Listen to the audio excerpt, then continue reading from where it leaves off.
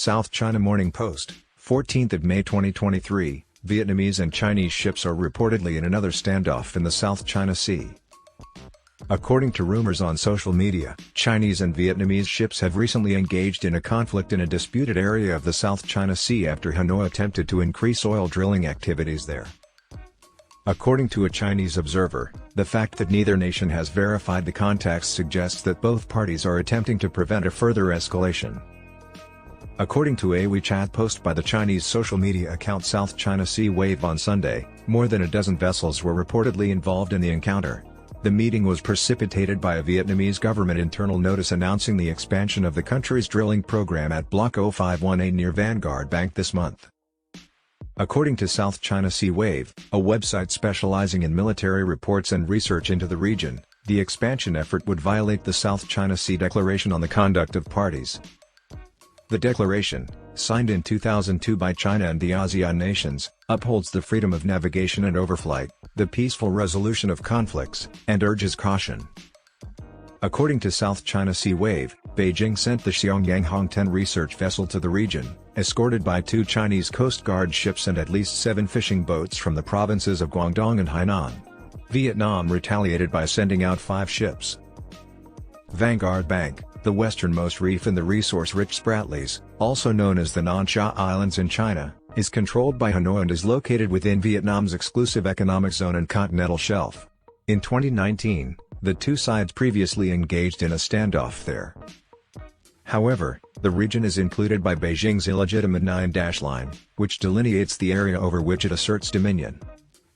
A drilling rig had been brought to the DGN-4X oil well on Wednesday, according to Duan Dang, a Vietnamese freelance writer who covers South China Sea problems.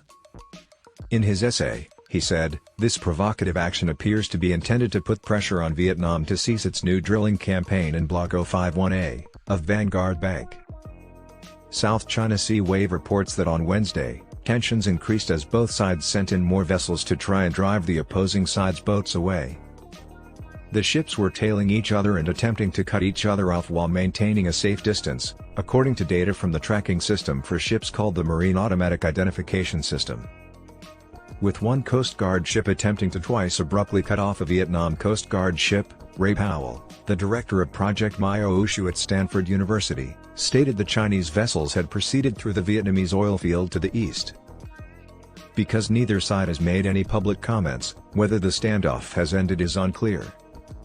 South China Sea expert Zhang Mingliang of Jinan University stated, "In recent years, the Chinese and Vietnamese media have not reported on these clashes, with only specific individuals documenting the facts on their social media platforms.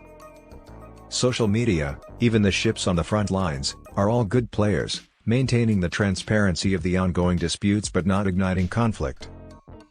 In July 2019, when the Chinese survey ship Haiyang Dizzy 8, also known as Marine Geology 8, arrived at Vanguard Bank, a 2-month standoff involving at least 4 Chinese Coast Guard vessels and 2 Vietnamese ships began. This was the most recent significant conflict between the two nations there. It happened 5 years after violent anti-Chinese demonstrations and rallies near the Paracel Islands, also known as the Xiangsha in China, were sparked by a dispute over a Chinese oil rig's exploration activities there.